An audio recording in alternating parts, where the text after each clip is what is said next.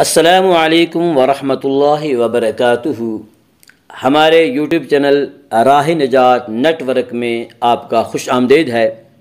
آج ہم انشاءاللہ سورہ بقرہ کی آیت نمبر 27، آیت نمبر 28 اور آیت نمبر 29 کا ترجمہ اور تفسیر پڑھیں گے۔ پہلے ہم انشاءاللہ لفظی ترجمہ کریں گے اور لفظی ترجمہ کے ساتھ ساتھ بامحاورہ ترجمہ بھی کریں گے۔ آپ سے گزارش ہے کہ اپنے پاس قلم اور کاغذ رکھ لیں کہ مشکل الفاظ کے معنی آپ لکھ سکیں تاکہ آپ کو سمجھنے میں اور یاد رکھنے میں سہولت اور آسانی ہو۔ تو آئیے آج کا کلاس شروع کرتے ہیں۔ اعوذ باللہ من الشیطان الرجیم، بسم اللہ الرحمن الرحیم۔ الذين ينقضون عهد الله من بعد ميثاقه ويقطعون ما أمر الله به أن يوصل ويفسدون في الأرض أولئك هم الخاسرون۔ الذين، وہ لوگ، ینقضون، جو توڑتے ہیں، عہد اللہ، عہد خداوندی کو، اللہ کے وعدے کو، من سے، بعد میثاقہ، پختہ اقرار، ویقطعون، اور کاٹ ڈالتے ہیں، ما، جس کا امرا، حکم دیا، اللہ نے بھی، کہ اس سے، ان یوصلا، وہ جوڑے رکھیں، ویفسدون، اور وہ فساد مچاتے ہیں، فی، میں، الارض، زمین، اولئک، وہی لوگ، ہم، وہ، الخاسرون، نقصان اٹھانے والے ہیں۔ الذین ینقضون عہد اللہ من بعد میثاقہ، وہ لوگ جو توڑ دیتے ہیں عہد اللہ، اللہ کے وعدے کو، من بعد میثاقہ، اسے پختہ بنانے کے بعد بھی، اسے پختہ باندھنے کے بعد بھی، وَيَقْطَعُونَ مَا أَمَرَ اللَّهُ بِهِ أَن يُوصَلَ، اور جن رشتوں کو اللہ نے جوڑنے کا حکم دیا ہے وہ انہیں کاٹتے ہیں، وَيُفْسِدُونَ فِي الْأَرْضِ، اور زمین میں فساد برپا کرتے ہیں، اولئک هم الخاسرون، ایسے ہی لوگ بڑا نقصان اٹھانے والے ہیں۔ الذین ینقضون عہد اللہ، جو لوگ اللہ کے وعدے کو توڑتے ہیں، من بعد میثاقہ، اسے پختہ باندھنے کے بعد بھی۔ عہد سے مراد اکثر مفسرین نے وہ عہد الست لیا ہے جس کا ذکر سورہ اعراف کی آیت نمبر 172 میں انشاءاللہ آنے والا ہے، وہی انشاءاللہ اس کی تفصیل آئے گی۔ یہاں بس اتنا سمجھ لینا کافی ہے کہ اللہ تعالیٰ نے انسانوں کو پیدا کرنے سے بہت پہلے تمام روحوں کو جمع کر کے ان سے پوچھا تھا، ان سے یہ وعدہ لیا تھا، الست بربکم، کیا میں تمہارا رب نہیں ہوں؟ تو تمام روحوں نے اللہ کی ربوبیت کا اقرار کیا تھا، اللہ کے رب ہونے کا اقرار کر کے اللہ سے یہ وعدہ کیا تھا کہ وہ اسی کی اطاعت کریں گے، اسی کی عبادت و بندگی کریں گے۔ من بعد میثاقہ، پھر اس آیت میں اس عہد کو پختہ کرنے سے مراد بظاہر یہ ہے کہ ہر دور میں اللہ کے رسول آتے رہے، اللہ کے پیغمبر آتے رہے، جو اللہ سے اس کیے ہوئے اس وعدے کو یاد دلاتے رہے اور اللہ کے خالق و مالک ہونے پر دلائل قائم کرتے رہے۔ وَيَقْطَعُونَ مَا أَمَرَ اللَّهُ بِهِ أَن يُوصَلَ، اور جن رشتوں کو اللہ نے جوڑنے کا حکم دیا ہے انہیں وہ کاٹ ڈالتے ہیں۔ اس سے مراد رشتہ داروں کے وہ حقوق ہیں جنہیں صلہ رحمی کہا جاتا ہے۔ یہاں اللہ نے ان کافروں کی 3 صفات بیان کی ہیں۔ پہلی صفت کیا؟ الذین ینقضون عہد اللہ، وہ اللہ کے وعدے کو توڑ دیتے ہیں، یعنی اللہ سے انہوں نے جو وعدہ کیا تھا اسے وہ توڑ ڈالتے ہیں۔ دوسرے یہ وَيَقْطَعُونَ مَا أَمَرَ اللَّهُ بِهِ، کہ وہ رشتہ داروں کے حقوق پامال کرتے ہیں۔ تیسرے وَيُفْسِدُونَ فِي الْأَرْضِ، وہ زمین میں فساد مچاتے ہیں، زمین میں فساد برپا کرتے ہیں۔ ان میں سے پہلی چیز اللہ کے حقوق سے متعلق ہے، یعنی وہ اللہ سے کیا ہوا وعدہ توڑتے ہیں، یعنی نہ تو وہ اللہ کے بارے میں وہ عقیدہ رکھتے ہیں جو انہیں رکھنا چاہیے، اور نہ ہی وہ اس کی اطاعت و بندگی کرتے ہیں جو کہ ان پر فرض ہے۔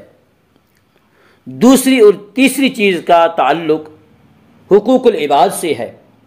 اللہ رب العالمین نے مختلف رشتوں کے جو حقوق مقرر فرمائے ہیں ان کی ٹھیک ٹھیک ادائیگی سے ایک پاکیزہ معاشرہ وجود میں آتا ہے۔ اگر ان رشتوں کو کاٹ کر باپ بیٹا، بھائی بھائی، بیوی اور شوہر ایک دوسرے کے حقوق پامال کرنا شروع کر دیں تو وہ خاندانی نظام تباہ و برباد ہوتا ہے جس پر ایک صحت مند تمدن کی بنیاد قائم ہوتی ہے۔ لہذا اس کا لازمی نتیجہ زمین میں فساد کی صورت میں نکلتا ہے۔ اس لیے قرآن مجید نے رشتوں کو کاٹنے اور زمین میں فساد مچانے کو سورہ محمد میں ایک ساتھ جمع کر کے ذکر فرمایا، فَهَلْ عَصَيْتُمْ إِن تَوَلَّيْتُمْ أَن تُفْسِدُوا فِي الْأَرْضِ وَتُقَطِّعُوا أَرْحَامَكُمْ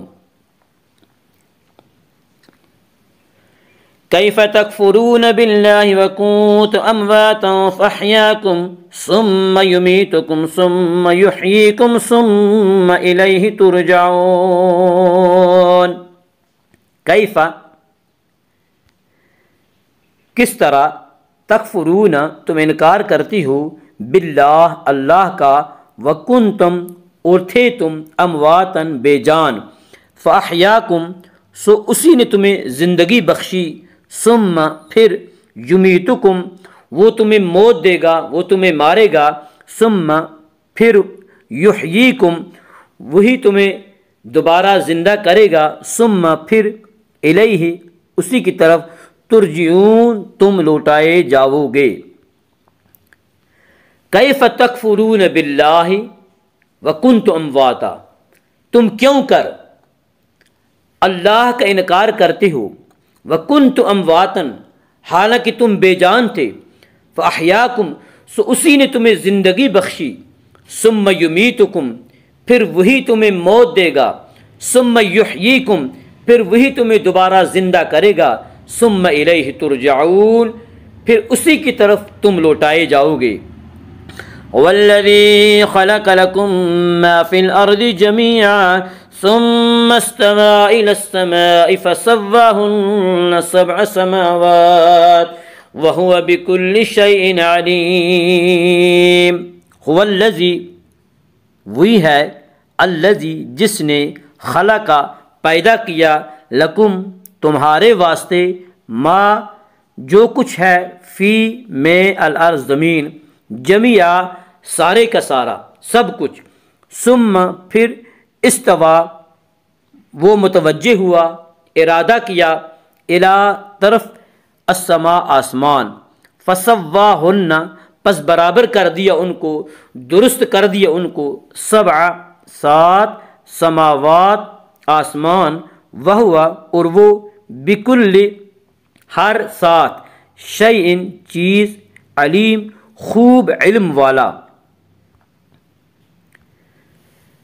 والذی خلق لکم ما فی الارض جمیعا، والذی وہی ہے، خلق لکم جس نے پیدا کیا تمہارے لیے، ما فی الارض جو کچھ زمین میں ہے، جمیعا سارے کا سارا، ثم استوى الی السماء پھر آسمان کی طرف توجہ کی، پھر آسمان کی طرف متوجہ ہوا، فسواہن سبع سماوات تو ٹھیک ٹھیک بنا دیا انہیں 7 آسمان، وہو بکل شیء علیم اور وہ ہر چیز کا پورا پورا علم رکھنے والا ہے۔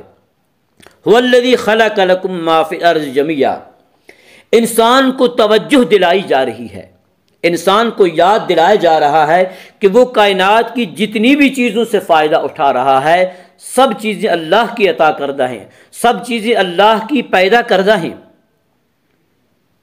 اور ان میں سے ہر ایک چیز اللہ کی توحید کی دعوت دے رہی ہے، اللہ کی توحید کی گواہی دے رہی ہے۔ اس کے باوجود اللہ کے ساتھ کفر کا رویہ اختیار کرنا کتنی بڑی ناشکری کی بات ہے، کتنی بڑی بدبختی کی بات ہے۔